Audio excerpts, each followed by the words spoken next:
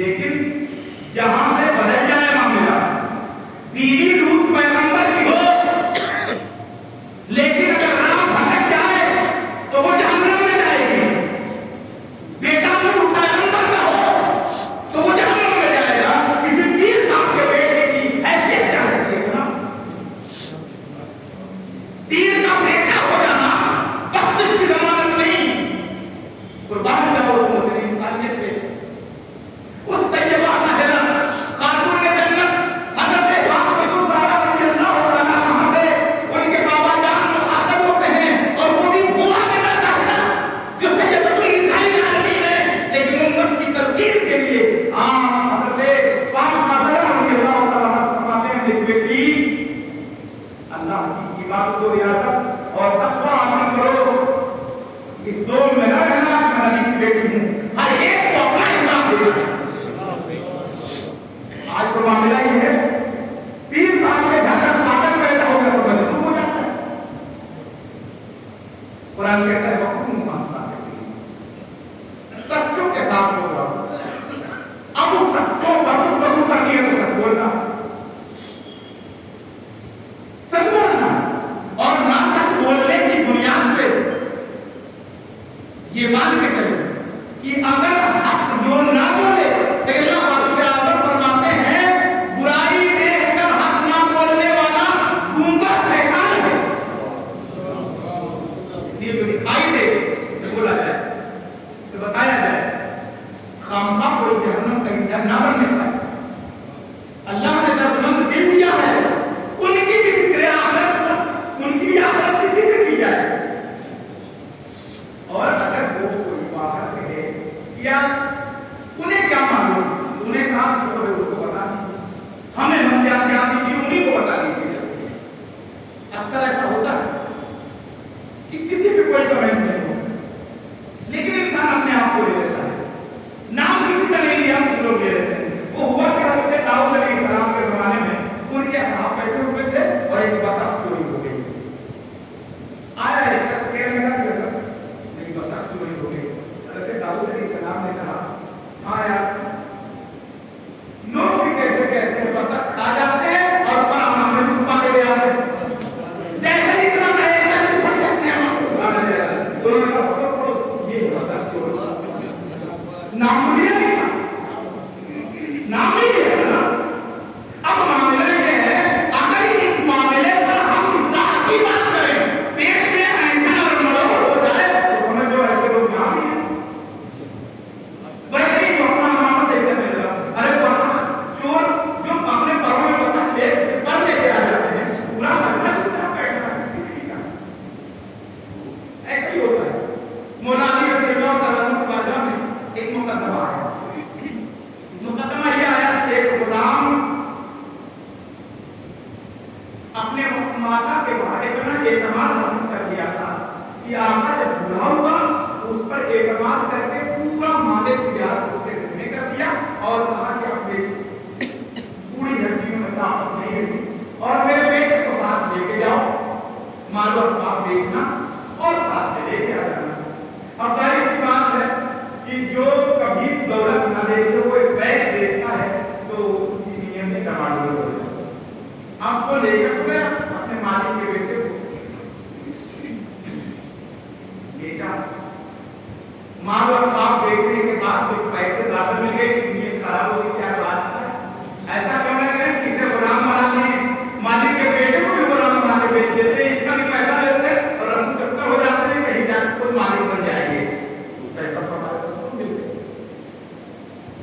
اب معاملہ یہ وہ مال کا پیسہ جو ملا تھا وہ ملا ہی تھا، فوراً ایک شاندار لباس خریدا، بہترین چمچماتا ہوا جبہ اور عباءت باندھا اور اپنے مالک کے بیٹے کو دوسرے بازار میں لے جا کے بیچنے لگا کہ میں لوگوں نے کہا کرے مجھ سے اتنا مانوس ہے کہ جانے کے لیے تیار نہیں ہوگا، ہر طریقے کے ہیلے بہانے کرے گا، لیکن اسے ہم لے لیں اچھا غلام ہے۔ وہ لوگوں سے کہہ رہا ہے بابا کہ نہیں میں غلام نہیں ہوں، میں اس کے مالک کا بیٹا ہوں، لیکن وہ کہہ رہا ہے غلام۔ اب دونوں میں بحث ہو رہی، کچھ لوگوں نے پکڑا اور کہا کہ مقدمہ جناب علی کے مرتضیٰ کے بارے میں ہے،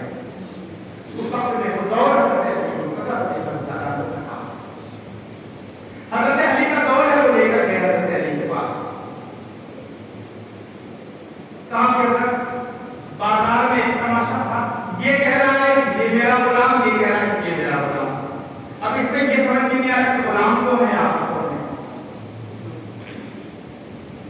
گواہ کوئی نہیں، دونوں کا اپنا اپنا دعویٰ ہے، تو سزا کس کو دے، چھوڑے کس کو. اور گلیے بھی ویسے ہی ہیں دونوں کے. اس نے تو خرید کے بہترین کپڑا ایک نیا خرید نہیں لیا تھا. اب ہوا یہ کہ حضرت علی رضی اللہ تعالیٰ نے فرمایا کوئی بات نہیں، جب بات آگے 10 سال کے بعد جب تک ان کو مہمان کھانے میں تو کھانا کھلاؤ، جب دربار لگے گا تو پھر ان کے مقدمات حل کر دیے جائیں گے. لوگ اپنے ٹائم پر آئے، حضرت کے دربار میں انصاف کی گہار لگائی، کیونکہ آپ چیف جسٹس صاحب اسلام کے دور میں خلفاء کے بہائی فیصلے بھی ہوا کرتے تھے. اب معاملہ یہ ہے کہ لوگ اپنے اپنے مقدمات لے کر آئے تو انہوں نے کٹھا آج کی طریقے سے ایسا تھا کہ ایک مکان تھا جس میں اندر کرنے کے بعد سوراخ دیوار میں ہے، اچھی دیوار میں ایسا سوراخ کر دیا جس میں منڈی نکال کر باہر ادھر رہتی تھی اور گردن نکال کر باہر دیکھنا رہتا تھا اور سوال کا جواب دینا ہوتا. تو 2 سوراخ، ایک طرف ایک سوراخ میں سے اور دوسرے منہ سے، اور دونوں کو باہر رکھا اور حضرت علی رضی اللہ تعالیٰ نے کہا ہاں جی بتاؤ اس میں کون غلام ہے اور کون آقا ہے. تو وہ کہہ رہا ہے کہ میں آقا ہوں، وہ غلام ہے، وہ کہہ رہا ہے میں آقا ہوں، یہ غلام ہوں. حضرت علی رضی اللہ تعالیٰ نے دونوں کی بات سنی اور تھوڑی سی کہا تمہارا کیا مسئلہ ہے، لوگوں کی نظر رکھتا ہے اور تمہارا کیا مسئلہ ہے. ان کا مسئلہ سنا اور مسئلہ سننے کے بعد اچانک کہتے ہیں کمبل اتنی دیر سے دیکھ کے آ رہا ہے، غلام کی گردن مار دو. جیسے ہی کہا غلام کی گردن مار دو، جو اصل تھا وہ پیچھے ہٹ گیا. کیسے پیچھے ہٹا پھر جب پیچھے آئے، چونکہ پوری زندگی غلام سنتے اور میں مالک کا بیٹا خصوصیت کر دے رہا ہوں. فوراً پتہ لیا گیا کہاں غلام یہ کہا نہیں، میں کہا کہ تم غلام نہیں تھے تو لفظ غلام سے سکتے کیوں. اچانک سنے لفظ غلام تو چونک کیوں گئے.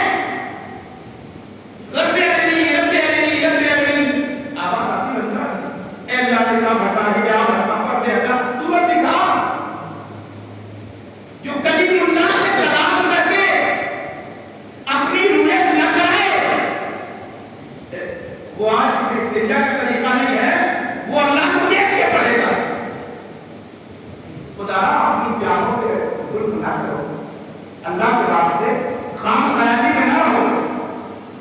جب قبر کے اندر نکیرین سوال کریں گے اس وقت یہ جواب نہیں بنے گا. حشر کے دن کوئی جواب نہیں بنے گا. خدا اپنی زندگیوں پر ترس کھاؤ. رسول اللہ کی امتی ہونے کا اگر شرف بنا ہے تو اسے نہ جڑو. قرآن اسی لیے کہتا تھا وَكُونُوا مَعَ الصَّادِقِينَ, سچوں کے ساتھ.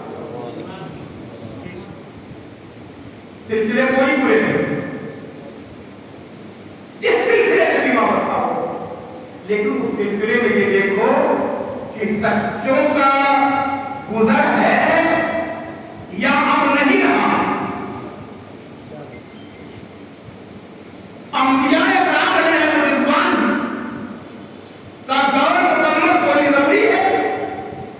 حضور اکرم علیہ السلام کے نبوت کا دروازہ بند ہو گیا, ولایت کا سلسلہ چل رہا ہے, لیکن ولایت مستعینی نہیں ہوتی. ولایت مستعینی نہیں ہوتی. بتائیے